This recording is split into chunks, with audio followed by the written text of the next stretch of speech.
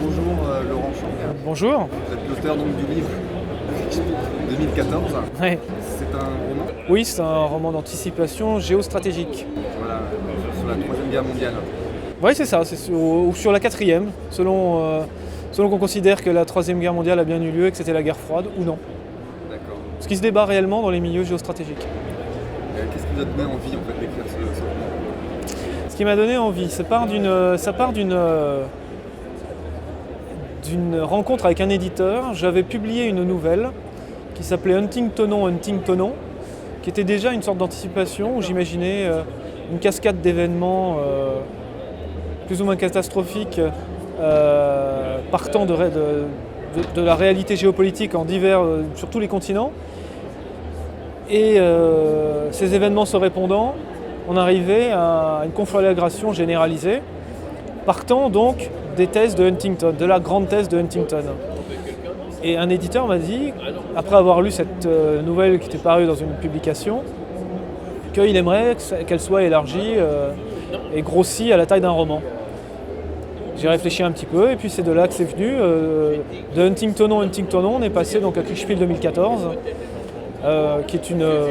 Donc je reprends les grandes idées de la revue, la nouvelle, et j'en ai fait un roman de 200 pages.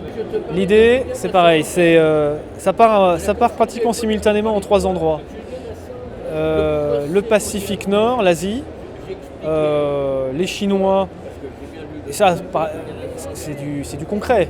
Les Chinois décident de prendre possession des chapelets d'îles dans la mer de Chine, et fatalement les Japonais réagissent.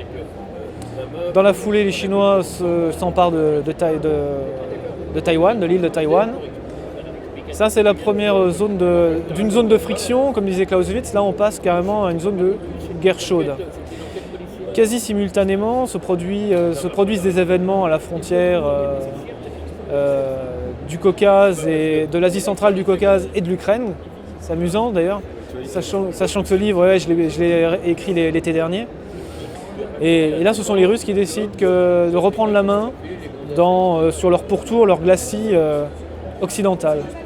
Et puis le troisième point, qui là aussi rejoint, j'en ai été le premier étonné finalement, l'actualité, c'est un coup d'État en Turquie, mené par les derniers durs du kémalisme, mais un kémalisme tempéré quand même d'islamisme, comme on le voit aujourd'hui, qui décide d'en finir avec le gouvernement Erdogan, comme on dit. Et la conjonction des trois mène à ce cataclysme. Alors, j'imagine que vous n'avez pas une vision très optimiste sur la suite des événements, comme en Ukraine ou Par définition, quand on étudie la géostratégie, de toute façon, on n'est ni optimiste ni pessimiste. On essaye d'être lucide, on essaye de réfléchir selon une certaine grille et selon les intérêts du pays dont on est ressortissant, ou du continent. Pour l'instant, je vous avouerai que je jubile plutôt, parce que l'Ukraine, le roman raconte comment la Crimée est envahie par la Russie, c'est ce qui est en train de se produire. En Chine, en mer de Chine, les Chinois et les Japonais ont failli en venir aux mains la semaine dernière. Ça fait des mois que ça dure, voire des années. Là, on a vraiment encore franchi un palier la semaine dernière. Donc on peut très bien penser que ça finira par arriver. Et puis la Turquie, il y a ce grand procès en ce moment dont on ne sait pas trop justement ce qui va en ressortir et où le gouvernement en place, l'État en place, est vraiment légitimement effrayé parce que ils essayent une bonne fois pour toutes d'en finir avec l'armée, mais est-ce que l'armée se laissera faire lors d'un procès légal? Donc pour l'instant, c'est plutôt plaisant, je ne vous le cacherai pas. Après, effectivement, à long terme, ou à moyen terme, bien sûr, on ne peut pas être optimiste. L'époque il nous faudrait une bonne guerre, c'est fini, quoi. Évidemment, on peut plus se permettre de penser ainsi. la technologie actuelle? Exactement. Après, il se trouve que la conclusion du livre, moi je la veux très optimiste parce que je rêve que l'Union européenne s'effondre et qu'à la place nous en revenons à une vision sacrale avec l'institution d'un empereur, la grand empereur fédéral. La suite du livre, C'est ça. sans révéler la fin, Mais c'est ça.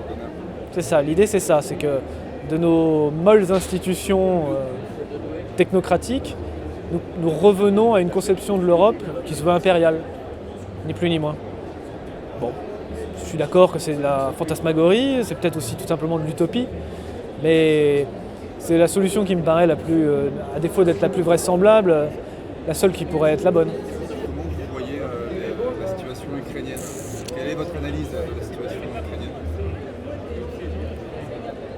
Vaste question. Oui, c'est une vaste question, mais disons que je vois bien que se déchirent en ce moment les romantiques romantiques au sens de romantisme allemand du 19e siècle, qui voient surtout dans les Ukrainiens une identité malmenée, qui cherchent à s'émanciper d'un voisin oppresseur, les Russes. Mais il y a aussi, je vois bien, les réalistes d'une école plus machiavélienne ou peut-être plus française, plus classique, qui voient, eux, que la Russie, ma foi, reprend ses droits et rouvre ses ailes après, l'aigle russe rouvre ses ailes après 2 décennies où il avait dû vraiment encaisser les coups. Je vous avouerai que moi je me situerais plutôt dans cette deuxième tradition, qui est une vision justement qui est géopolitique, qui ne se veut pas sentimentale. Cependant, je n'oublie pas que donc, Poutine, pour ainsi dire, il est dans son rôle. Ça c'est une chose. Deuxièmement, les Ukrainiens qui ont pris la place Maïdan étaient également dans leur rôle et dans leurs droits. Je ne doute pas qu'ils étaient dans leurs droits quand on voit à quel point le régime de Yanukovych avait dégénéré. Cependant, qu'ils aient pu être instrumentalisés par la suite ne fait à mon avis aucun doute. Ça ne retire rien à leur légitimité initiale. Donc là, les Ukrainiens, pour l'instant, ils sont à un tournant parce que ils ne veulent pas en réalité devenir européens, ils ne veulent pas rentrer dans l'Union européenne. Les entretiens qui ont eu lieu avec des insurgés, il n'y en a pas un qui disait nous voulons entrer dans l'Union européenne. Non, ce qu'ils veulent, c'est vivre sous le standard européen. C'est pas tout à fait pareil. Ça, c'est légitime. Quelle est la nuance peut-être pour les personnes qui... L'Union européenne, visiblement, les Ukrainiens ne se font pas d'illusions sur le fait que l'Ukraine, en quelques mois à peine, l'Ukraine sortirait laminée de son entrée dans l'Union européenne. Parce que son industrie, parce que son commerce, parce que son agriculture ne lui permettrait absolument pas de survivre à l'incroyable carcan juridique que lui imposerait l'Union européenne. Une Union européenne qui n'a ni l'envie ni les moyens de toute façon de la renflouer économiquement. Donc les Ukrainiens ne sont pas dupes. Les Ukrainiens savent très bien qu'ils dépendent énormément économiquement du voisin russe. Ce qu'ils voulaient, c'était plus de liberté, une stabilité économique, la fin de certaines pénuries, la fin surtout de la corruption généralisée. La maison de Yanukovych qui a été filmée après qu'il s'est enfui, mais effectivement, ce type, c'est une honte.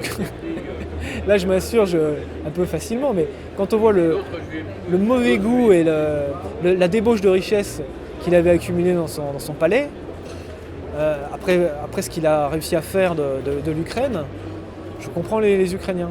La Crimée, c'est encore un troisième problème.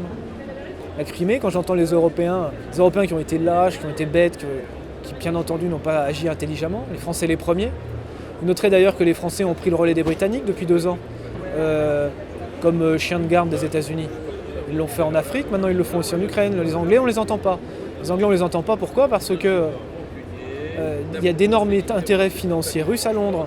La place de Londres, elle n'a pas intérêt à se mettre à dos certains oligarques russes, proches du pouvoir de Poutine. Donc les Anglais ne disent rien, les Français, avec leur moraline habituelle, ils vont fleur au fusil. Donc eux, ils n'iront pas jusqu'au bout. La Crimée, quand on crie à l'illégalité de ce référendum, on peut aussi crier à l'illégalité du coup d'État ou de la révolution de la place Maïdan à Kiev. Qu'est-ce qui justifierait l'un et justifierait pas l'autre ? Que les Ukrainiens, que les habitants de la Crimée aient majoritairement souhaité retourner dans le giron russe, ça fait assez peu de doute malgré tout. Donc la légitimité, elle est là. Quand il y a une vacance du pouvoir, il n'y a pas des légalités qui tiennent. La légalité, elle est là où justement les peuples décident de reprendre leur libre disposition d'eux-mêmes. Et c'est ce que les habitants de Crimée ont fait. Après, moi, ce qui reste à dégager, c'est quels sont les intérêts de la France. Et plus loin, plus largement, les intérêts européens. La France, on a beau jeu de la ramener, puisque on dépend que finalement 15% de notre gaz vient de Russie seulement. Ce qui explique pourquoi nous sommes d'ailleurs tellement conciliants avec l'Algérie, puisque pratiquement tout notre gaz vient de là. Donc forcément, nous sommes très indulgents avec l'Algérie. Les Allemands, eux, qui mènent réellement la danse, agissent très différemment vis-à-vis des Russes. Ils ont compris, eux. Ils ont besoin des Russes. Tout autant d'ailleurs que les Russes ont besoin de nous, mais les Russes, ils n'hésitent pas à retrousser les manches. Après, dernière considération, je vois néanmoins à droite que beaucoup croient voir en Poutine un modèle, et en tous les cas l'homme providentiel qu'il faut à l'Europe. Là je dis halte parce que Poutine est un Russe, c'est un pragmatique, il sait que la Russie n'est pas l'Europe, il sait que la Russie n'est pas l'Asie, c'est quelque chose entre les deux. Poutine il agit dans les intérêts de la Russie, qui ne sont pas nécessairement ceux de l'Europe, qui ne sont pas non plus ceux des États-Unis. Les intérêts de l'Europe, bien compris, ne sont pas ceux des États-Unis. Donc faire de Poutine aussi ce qu'il n'est pas, à savoir une sorte de chef providentiel, enfin celui que tout le monde attend et qui va purifier l'Europe, pas de l'intérieur en l'occurrence mais de l'extérieur, ça prouve quand même aussi un certain manque de maturité de notre part à tous. On verra, on va voir ce que ça va donner dans les mois qui viennent. Mais là, je pense que l'Ukraine n'est pas sortie encore de la crise, loin de là. Je ne sais pas si vous aviez lu le livre Le Grand Échiquier. Oui, Berginski, oui, je m'en suis beaucoup servi d'ailleurs dans l'écriture de mon Kriegspiel. Mais Berginski il a tout dit. Mais bien sûr, tout était écrit dedans dès les années 70, dès 76. De toute façon, les plus grandes conspirations, les plus grands complots se font à ciel ouvert. Ils ne cachent rien.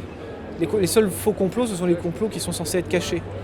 Les vrais complots, je sais pas, la Trilatérale, groupe Bilderberg, là en ce moment, le grand marché transatlantique.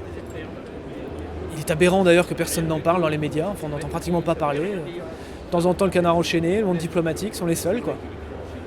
Bon, pour vous répondre, Berginski, il faut le lire. Kissinger et Brzezinski, il faut les lire. Parce que là, on a tout compris. Et c'est en librairie. Merci les Américains.